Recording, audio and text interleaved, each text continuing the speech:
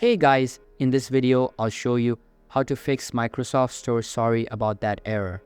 Alright, let's begin.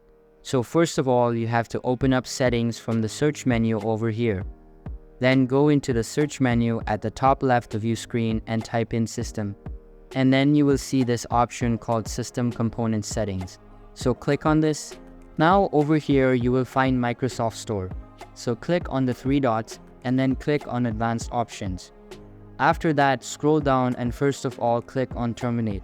So the application stops working. And then you have to click on repair. So if there's any problem with the app, it will automatically repair itself. And then you have to click on reset. So you might have to log in back again when you open the app. But you should do this as well. So that's basically how you can fix Microsoft Store sorry about that error. And that's it for this video. If you find this helpful, consider subscribing and giving this a big thumbs up. Thanks.